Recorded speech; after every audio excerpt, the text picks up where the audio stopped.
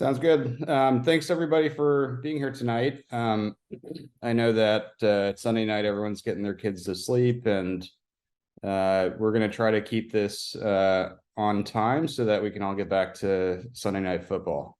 And if there's anybody here that is in Europe, yes, I said football. I mean American football. Okay. So let me go ahead and share my screen. Let's get this underway.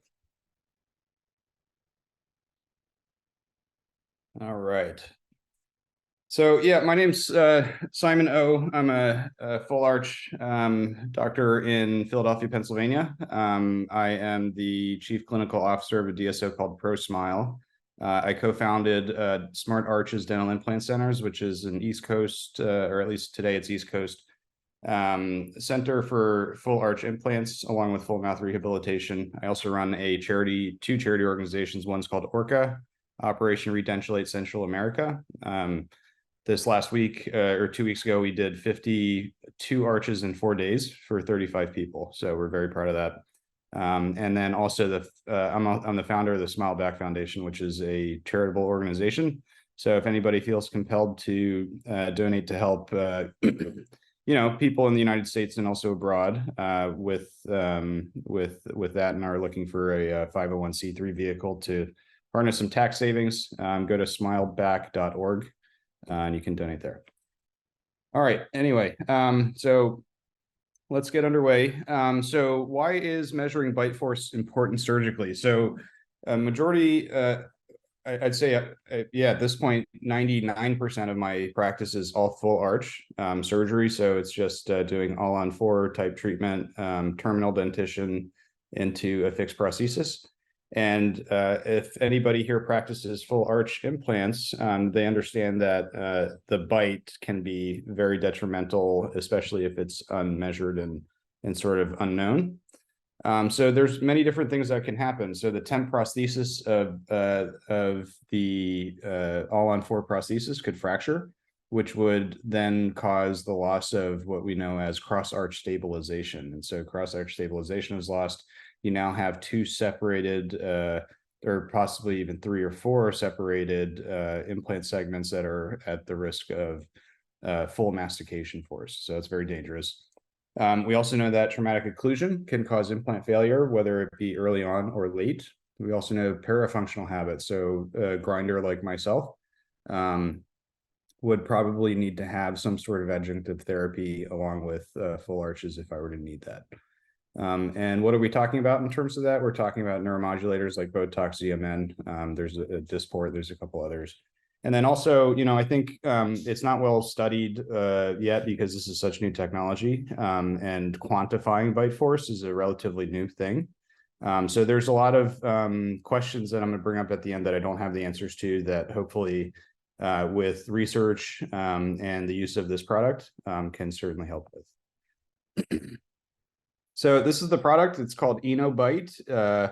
It's made by Cube Innovation, like the people that introduced us tonight. So basically what this is instead of the old way of doing dentistry, which is you're either a clencher or grinder or not, very much binary, we now have numbers to back it up. So now with the bite force measurer, you bite onto this rubber pad, and the rubber pad quantifies exactly how many newtons of force are being exerted onto it. And then it shows up conveniently on this screen here. So it's a great thing. We also have general guidelines as to what normal is, what excessive is, and what a deficit looks like. So in terms of newtons, most people that are dentate are in the 650 to 1000 range. So if you have a full arch patient that has enormous masseters and has worn down teeth and lots of decay and things like that, and you need to do an all-on-4, you might not be surprised to see 1,000+ reading on the Innobyte measure. So this is what it looks like. You don't have to connect any cords to it, so it's pretty easy. There's a built-in battery. You just take it from operatory to operatory, and it works really well. In terms of an ROI standpoint, if you do the math on this, it's generally speaking about one redo case is the same cost as the unit itself. So in other words, if you were to buy this device and you were to prevent one redo case because you now knew that this patient was an excessive biter, you have made up your money already. So in terms of prevention ROI, headache, most importantly, and white hairs that you can never get back, this is a good way to sort of prevent those things. So what, during our process here, and I think Dr. Lay will go through a little more of this in detail, but there are general, we can now quantify how much force it takes to chew certain foods. And so, as you guys know, steak is the holy grail. I want to eat steak again. I want to eat steak again. They don't say, I want to eat a walnut again, or imitation crab again. They say, I want to eat steak again. And so you can see that that's at the very top of the bite force requirement to be able to eat steak. And so, it's just interesting that we're entering this realm where before it was very much binary, and now we have numbers to back it up. And so a lot of cool new data is going to come. So what does this picture show? This picture shows a full arch of implants with, and it's demonstrating the idea of cross arch stabilization. So for anybody that doesn't practice that, essentially what that means is when you bite on one side of the prosthesis, the entire structure stabilizes itself or resists that bite force. And so if you bite on the left side, in fact, implants on the right side are actually helping resist the forces of mastication on the left side. And so that's the concept of immediate loading. And immediate loading refers to the immediate function of a implant prosthesis that was just installed. So implants went in today, and within the next 24 or so hours, a prosthesis is screwed onto those exact implants. And the idea is that the prosthesis itself helps to stabilize it. So what is this image of? This image is of an external fixator. So in orthopedics, also in oral maxillofacial surgery, or any specialty that works with bone fractures, will probably at some point use one of these. So it's used when the fracture is so severe that if you were to open everything up, a lot of the segments would lose its blood supply. And so instead of opening it up and plating it and risking necrosis, what they may elect to do is actually fixate this thing from the outside of the skin. So having several pins that are going into the bone fragments, stabilizing it with an external cage or frame. In the case of a mandible fracture, you might be looking at one of these, or if it's a panfacial fracture, they may have a halo, which is on the top of the skull, fixating the maxilla and maybe the orbit and zygoma.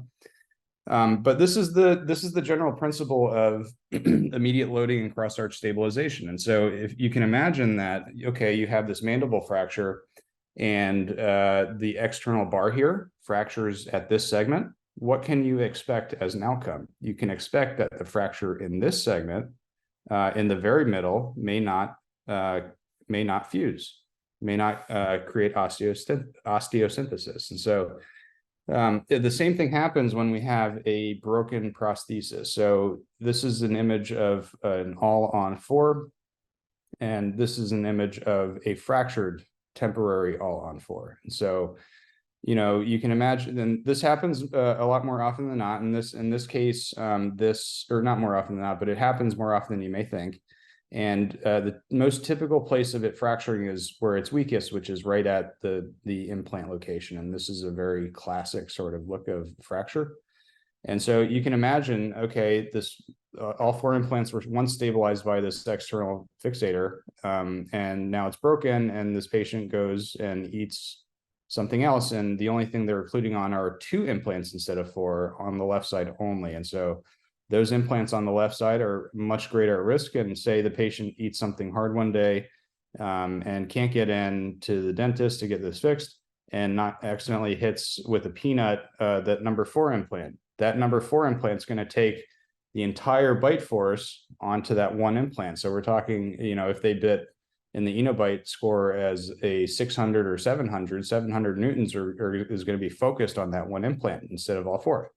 So it's very risky. Anyone who does a lot of these and has experienced this knows that it's a critical issue. So, if we can prevent this from happening, or come up with strategies to to sort of mitigate the risk, understanding that we now know that this patient has an excessive bite force, that's going to be very beneficial. So, Dr. O, I'm just going to jump in and do our quick poll, our first poll question. Sure. Okay. Everyone can see that. So the question right now, do you practice full arch? This is what we're going to be asking the attendees right now. We'll just give it a couple seconds.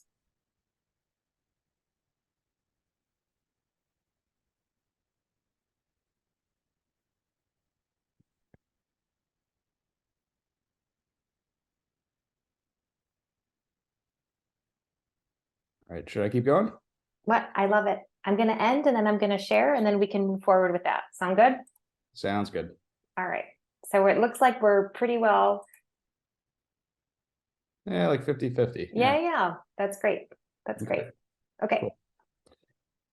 All right, sounds good. So, this idea of cross-arch stabilization is nothing new. So this is the first one that I could find in a lit review, which dates back to 1971. So it's a well-understood thing. If you're doing full arch, especially immediate loading, please respect the ideas of cross-arch stabilization, cross-arch splinting. And that way, your patients can have the best result. All right, so say we have a scenario where we have a preoperative patient, big trucker guy that has 6'5", 300 something pounds, and he has giant masseters and ground down teeth. He's looking for a new smile, but we can't save his teeth because of whatever reason. Maybe he has decay and perio or something like that. We take him to surgery, and then without measuring the bite force, we put him in a temporary prosthesis, and he keeps coming back like this. How can you prevent something like this? Well, in a case like this, what we would sort of recommend is, okay, if you were to take your Innobyte score the first day during your records appointment, and you then find out that his bite is in the thousands, you may want to think about something else in the temporary phase. So there are ways to rapidly install a titanium bar reinforced acrylic temporary, or even in some cases a zirconia one. But the zirconia may not be the right answer because of the hardness of the material. It transfers. There's no sort of cushion effect like acrylic has and titanium has. So, our recommendation and the way that we practice is if there's an excessive bite force, not the first day, because you can't have this thing milled in that quickly. We would do a resin print first, adjust the bite, scan it again to get a better, more accurate sort of occlusal scheme. And then from there, have a titanium bar and acrylic wrap milled.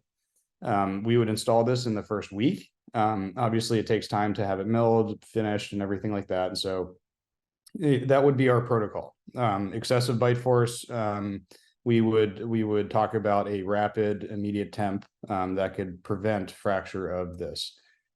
Also, if a patient continuously comes back with broken temporaries, we may switch to that as well. And this is on top of adjunctive neuromodulatory therapy.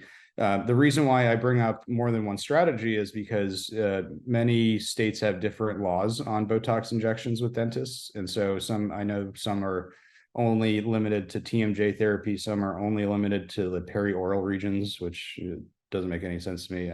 But anyway, it could be state to state. So depending on where you are, if your state doesn't allow for it, this may be the move that you need to make. In terms of traumatic occlusion and parafunction, I'm going to bring up a case today that it was a late failure. So it was a failure after integration, after actually several years. I think this patient was 5 years post-op. So even with the reinforced temporary prosthesis, you're not out of the woods yet. If the patient still has an excessive bite force, you could have a catastrophic failure. And when I say catastrophic failure, I mean failure of everything. So the entire structure has been beaten up so much that every implant has lost its function, or it has lost its integration. And that can happen. We all know or have seen cases where we have an implant, it gets through integration, you screw the crown on, but then later we find out that the occlusion was hyper occluded, and then now we have a halo around the implant, the whole implant has to come out. So we all understand that traumatic occlusion can fail an integrated implant. So, and it's not any different with full arch either. This particular patient was in her 50s. She's a female, no significant medical history. Her only chief complaint was that her bite changed. She had no pain, no swelling, no signs of infection or symptoms of infection, but she reported that her bite changed. So this is the case. It was an M configuration done about 5 years ago. We met every bit of criteria. So what is that criteria? The literature today says a composite torque value minimum of 120 newtons spread across at least 4 implants is our guidelines. And I'll talk later about why, I think we need a revision of that. But this met every bit of criteria. We exceeded 120 newtons. In fact, I think we were in the probably the 200 ballpark, which is roughly 40 to 50 of each implant. And so, this patient was in function. Here's the original surgical pictures. Good AP spread. We have good positioning. So lateral incisor positions for the anterior implants, and then the posterior implants we're talking about second bicuspid. Slight bicortication of the M point, which is a critical zone. And anyone that is doing full arch should really understand what this M point is. It saved me in many circumstances. So look up Dr. Ole Jensen's paranasal bone article. But she presented post-operative like this. So her bite changed.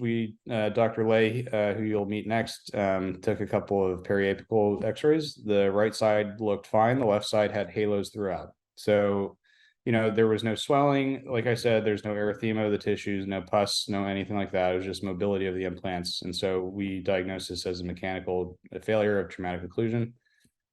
And here's further the x-ray, and this is the clinical picture. This was the day of the revision. So after we saw her, we quickly diagnosed this and took her to surgery. So this is what it looked during the surgery. I was very lucky to find these pictures actually, but this is what it looked 5 years later. So you can see that there is some atrophy, this rounding off of the sharper bony margins, generalized sort of buccal bone resorption throughout. And you can see this is, I removed the implants before I flapped it. So I kind of wish I didn't, but just for the picture's sake. But you can see where the old sites were in the number 10 and number 13's regions. But those were completely mobile, as you can see on the x-ray, and there's that. So, but, luckily with remote anchorage techniques, we were able to revise this case without any issues. So what did we do? This case, typically I place pterygoid implants on every case now, just through the years and through, wanting myself to not have to deal with so many headaches and just overall wisdom. I think I started adding pterygoids to every single maxilla because I never want to be in this position again where I have to revise a case under pressure and hit a pterygoid. My philosophy has always been if you're going to do pterygoids, do them all the time, because the more you do, the better you get at them. It's a relatively blind procedure. To me, it took a lot longer to master the pterygoid than it took to master the zygomatic implant. So that's sort of the way that I think about it. And I never want to be in a situation where, patient's angry at me. Luckily, this patient was very friendly and very understanding. But if the pterygoid was the only thing that I could use to save a case, that's a lot of pressure for an implant that isn't so predictable. So that's just my little pterygoid rant there. But yeah, so you can see, we revised this case. We were able to save it. We had 2 integrated implants on the right side that we used as the fiducial markers. And so we put these on first and then did an intraoral scan instead of placing a marker into the palate, because these sites were going to be fixed afterwards. And then we did photogrammetry records and intraoral scanning to get the prosthesis made. So we added 2 pterygoids, 1 on each side, and then 2 zygomatic implants, because what we were left with was next to nothing. The M configuration to me is the last stop before zygomatic therapy. And so in this circumstance, this patient, only really had, if I took a bone caliper on the inside of the nasal aperture and then touched the alveolus, we're probably talking like 4 to 5 millimeters of subnasal bone left. And so to me, I think we did the right thing, which was to use every last bit of real estate before going to the zygomatic level. And in this case, we have a win. So here are post-op x-rays. So, just like before, we have good AP spread, good positioning of the implants in the lateral incisor positions. And now it looks like we're at the first molar position on the zygo, and then 2 pterygoids in the back to add to the composite torque value. But, it's the question that I always think to myself as, sort of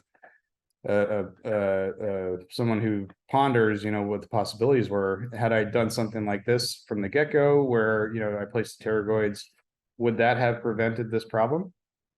I mean, I think it would have had a better chance, and it would have sort of minimized the possibility of needing to go to the zygomatic level, which oftentimes is a lot more painful and longer postoperative sort of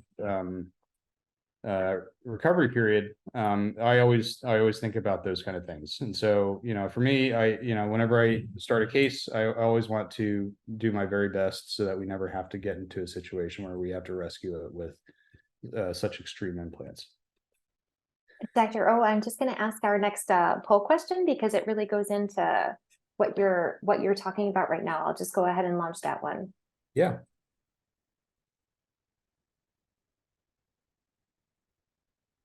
So it's going to be, the people who are attending, are they placing extramaxillary implants? So we'll just give it 5-10 seconds and see what they're saying about that, and then we can get kind of a reaction for that before you move on to the next part of your presentation. Sure.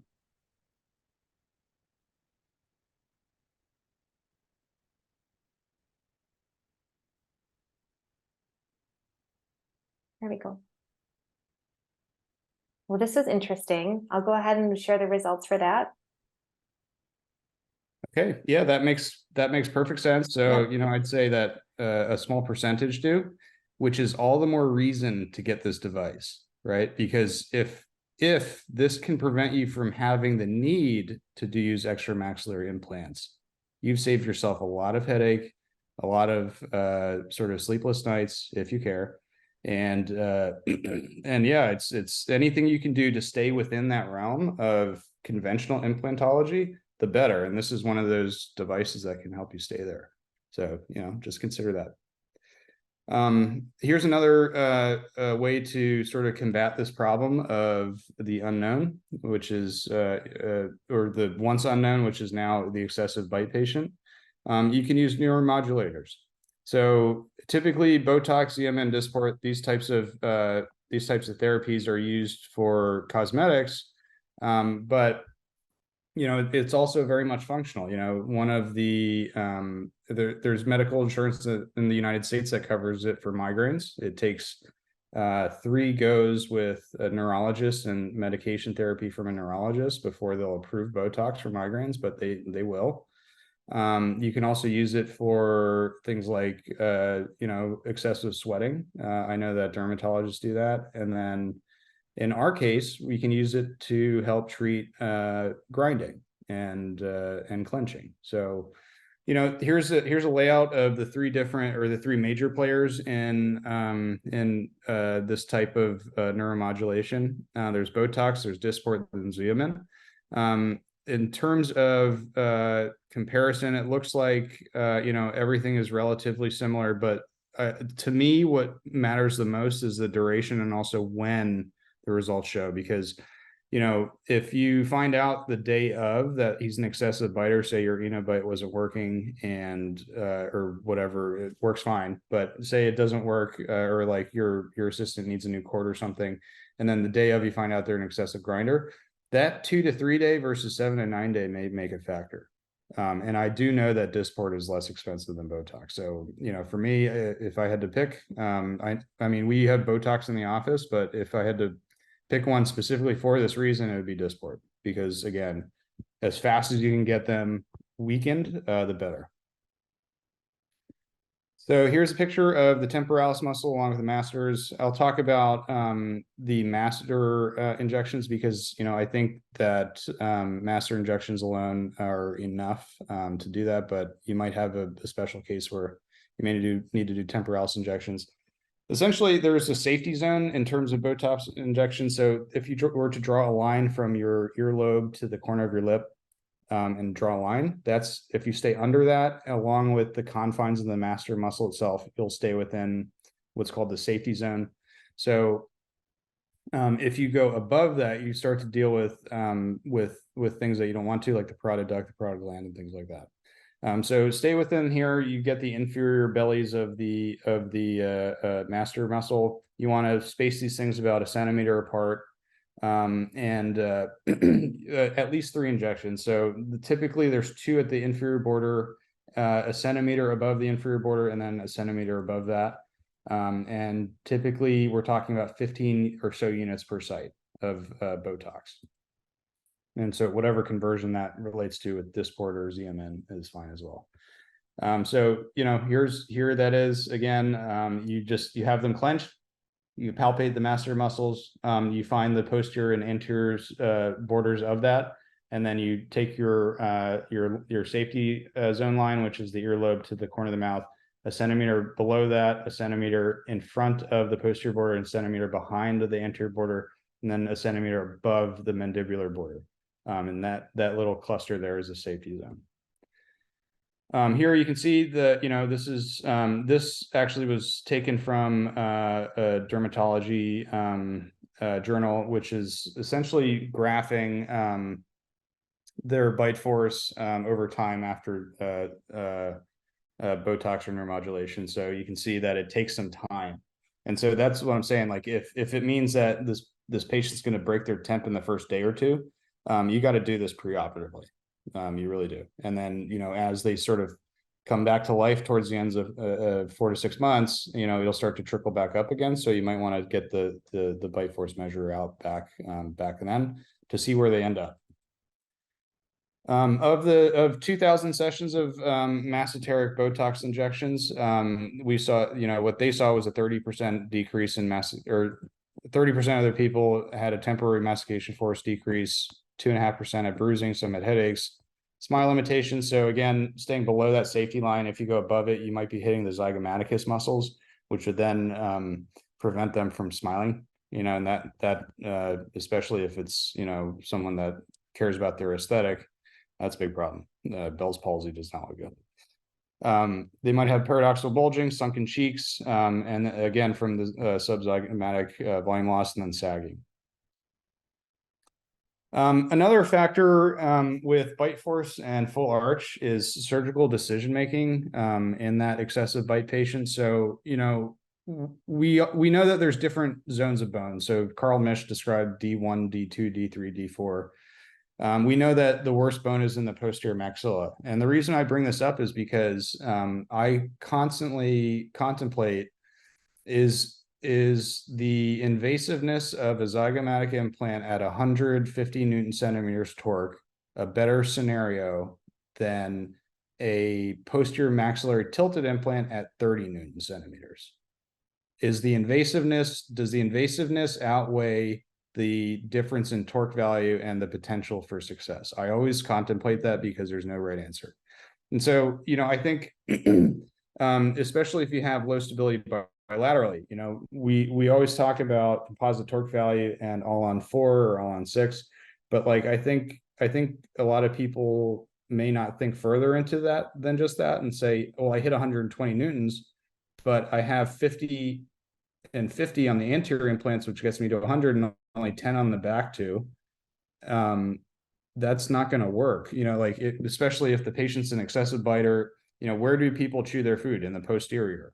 And so those implants, even though, cross arch stabilization, everything like that, and you met your composite torque value requirement, but are you really going to be set up for success? And so I think, there's a lot of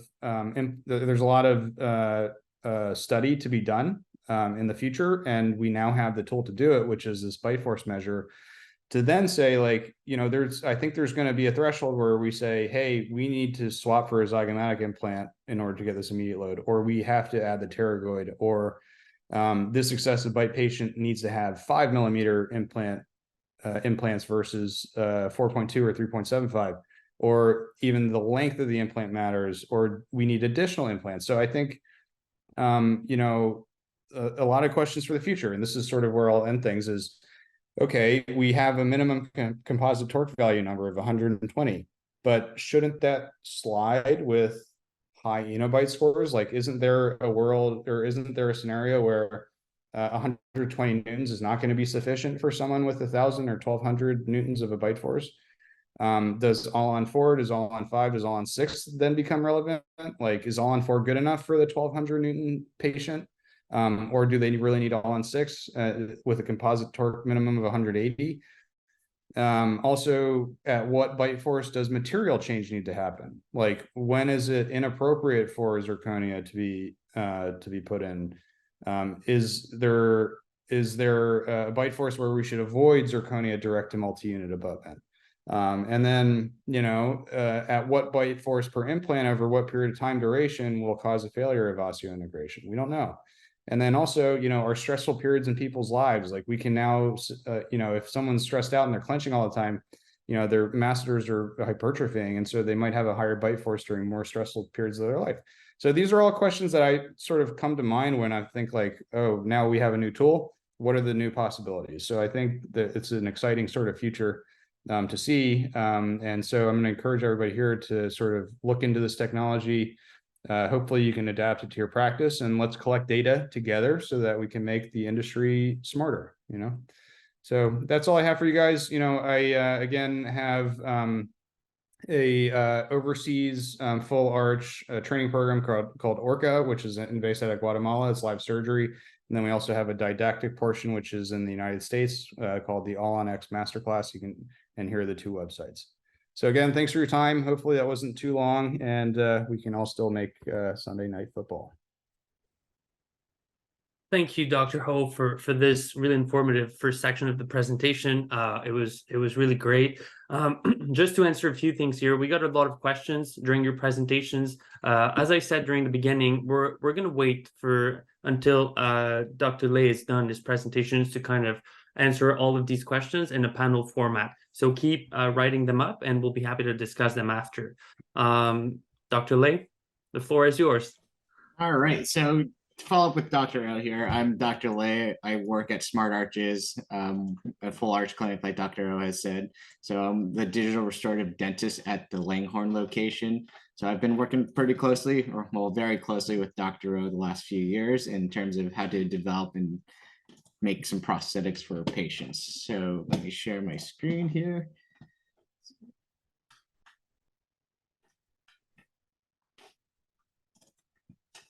All right, so slideshow. So what we have here, from trying to, in the spirit of Dr. O, to keep things nice and quick, what we have start to finish at this point for our digital workflow is that we'll take initial records, go to surgery, go to temps, go to prototypes, and then get them into the final prosthetic, whether it be zirconia, all things that we kind of keep in consideration in terms of what that final material is. This tends to be our go-to for now, but as more and more studies come out, we'll kind of see where all the zirconia comes out to be in the future. So diving into initial records, what we'll usually start out with is photos. So we get this is from the fab photos. So the main things we want to see is their Duchenne smile, their normal smile, their rest smile, and see where the repose, which is lips at rest. So these are the main photos we want to see, so we can see where the range of motion is to determine where to design the smile and put the teeth. A lot of the things that Dr. O had mentioned about is a lot of patients we tend to see are patients who have terminal dentition, or they have a loss of posterior support. So a lot of these patients end up being this FP3 prosthetic, where it is replacing teeth and gums. So when we're keeping all of this in mind, what do we consider failures? I would consider failure of showing that transition line of where the prosthetic ends and where the natural gingiva starts to be a failure. So that's one thing we have to keep in consideration and make sure that transition line is hidden for that patient. So other things, we'll grab our intraoral scans and then establish their vertical dimension. And then if we haven't measured bite force already, we'll make sure we grab that.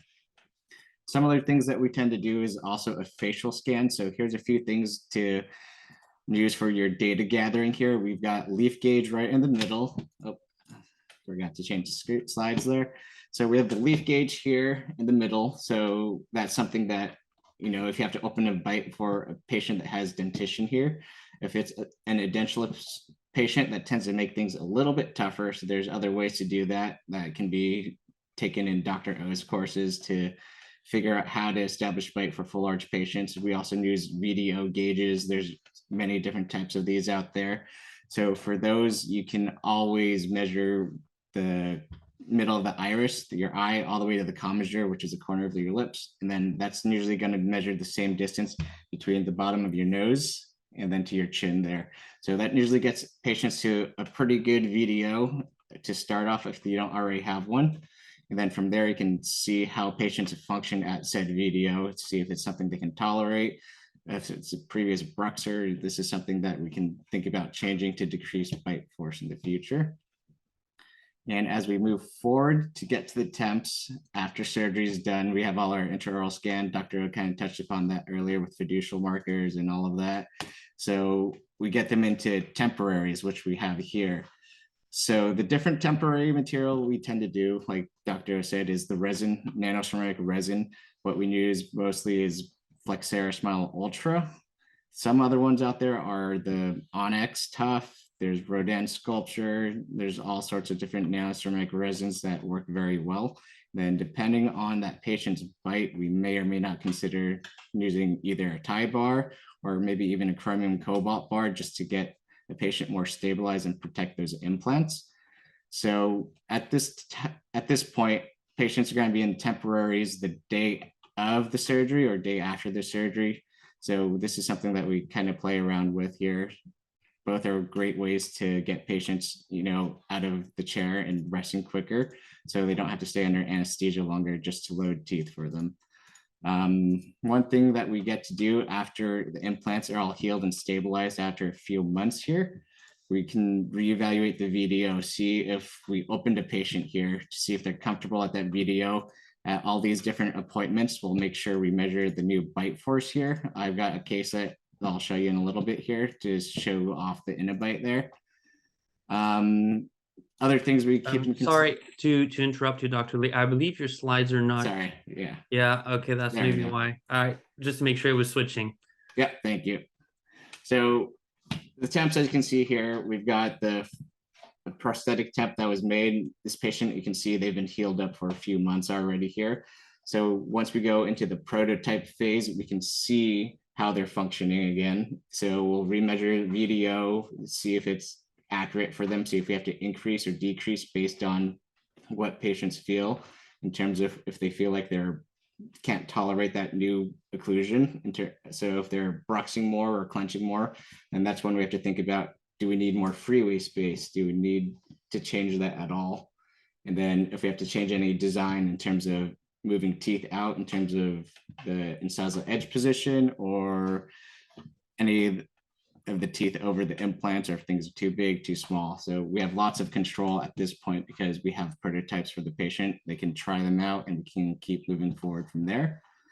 And then once everything's all copacetic and patients are happy, we're happy with the design, we can go to finals at that point and get them in zirconia or acrylic with a tie bar and make sure that they're functioning to spec. So what we have here, different things to consider for bite force considerations, treatment planning, like Dr. O was saying, do we need taller implants, wider implants, more implants? So what do we need? So this is just kind of touching up upon that. So what we have here is, do we need to go into, bite guards or occlusal guards, especially with patients who were previously bruxers? So that's something that we keep as kind of a safety net for all our patients. So we do give occlusal guards to all our patients just to make sure that they're not beating up their prosthetics too much, because if they're in zirconias, like Dr. O said, that is a very strong material. So a lot of that force does get transmitted, and especially if patients are clenching and grinding at night, there's no way that they can stop themselves from doing that. So they might be biting down with all their force there, and then just keeping things safe is a more cautious thing to do. So that's the main thing that we keep in consideration there. And then just, as you can see a picture here with the tie bar there, just in case if you ever need that. You can see on this kind of prosthetic here, would they have probably benefited from another pterygoid or another implant in the back? Probably, just to help keep a more favorable AP spread. So these are all things that go into treatment planning. And as Dr. O kind of talked about is the Botox to make sure that if they're biting too hard, we can kind of keep that down as well. Sorry, I'm And- just going to interject, Dr. Lee. If we could go ahead and do our next poll question, I'll go ahead and ask like who attending here is going to be doing anything with Botox. So I'll go ahead and do our next poll question.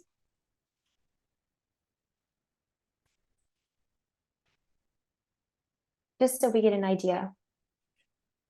So we'll give it a few seconds and we'll go ahead and share the results with everyone.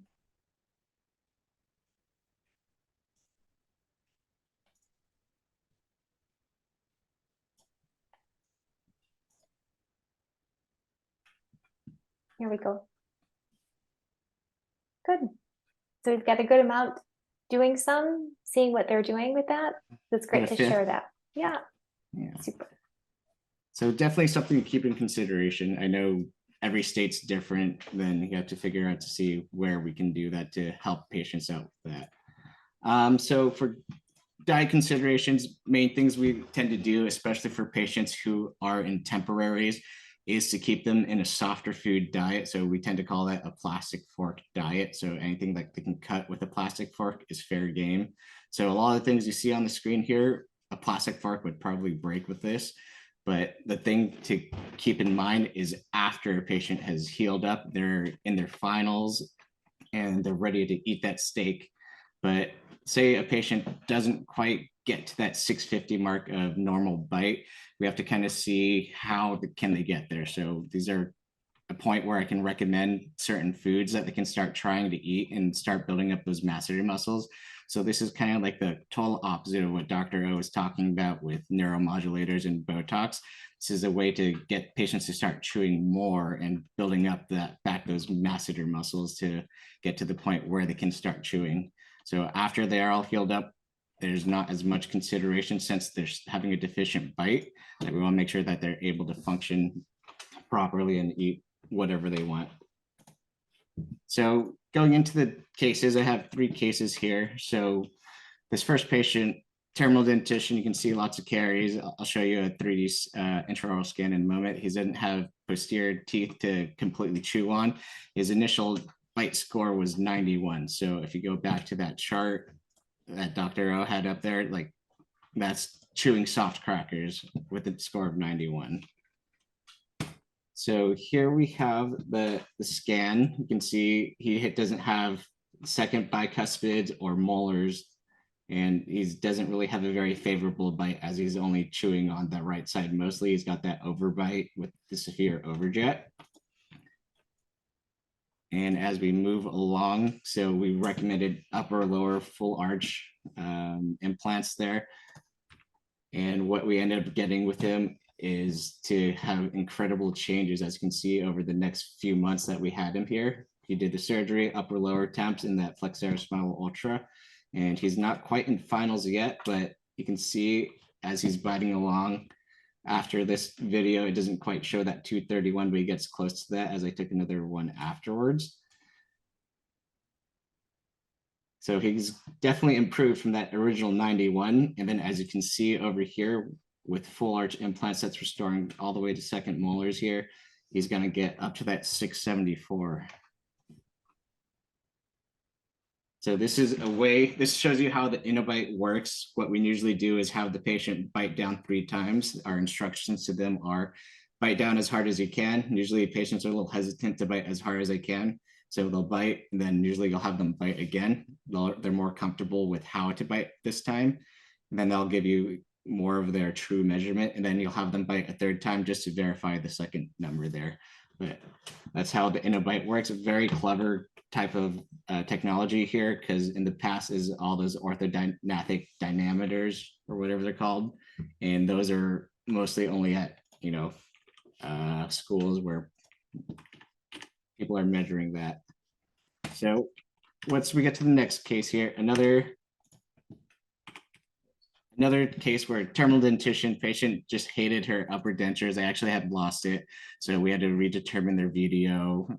So that's where the VDO gauge comes into play, where we can establish that and see where they are, if they're going to be comfortable moving forward as time goes on. And we can go to what we end up having as an immediate temporary here. So this is the day after surgery. You can see that she still has all the stitches. So we've got a good position going to first molars, restoring first molar occlusion here. Another soft bite with an Innobyte score of 98. We're still using a similar material. And as we move forward, after 3-4 months of healing, so she's getting prototypes soon, and she's got a bite score of 590. So we can see that we've incredibly gotten her bite score up, and she's able to start eating normally, even though she's in temps. We let her know that she's almost in the normal of the 650 range there, so she can start eating normally, especially when she gets into her final prosthetics here. So she's been getting used to this new position, and now she's pretty much used to it. So there's not many more tweaks to go from here to get her in her finals. And then just the last case here, a very simple case of just, well, not simple case, but a few implants here to restore some missing molars here. So we're missing number 3, 19, and 30 here. So she presents with a chief complaint of wanting to be able to chew her food better and be able to eat better. So we had an initial score of 624, which is just slightly deficient, a light deficiency in terms of the bite. And as we move forward along, after implants were healed up after a few months of healing, so we installed and torqued the crowns into her mouth and make sure that we adjust the occlusion so she has some light bite on the implants, because we want to make sure that we're not talking or not doing any traumatic occlusion on those implants to make sure they're not going to fail in the future. And here we can see that we've got the 786, a new bite score. So that gets us to that holy grail of being able to chew steaks here. So all the patients that we tend, not all the patients, but most patients we tend to see, they want to be, I want to be able to eat steak again. I want to be able to eat pizza, hoagie, or a sandwich, bite into my favorite candy bar. So this is where we want to get them to that sweet spot between 650 and 1,000. If it's too high, we want to make sure that we're managing that to make sure it's not going to endanger those implants, so patients can have a long, predictable prosthetic. And without further ado, we are all done there. So we can kick off the Q&A.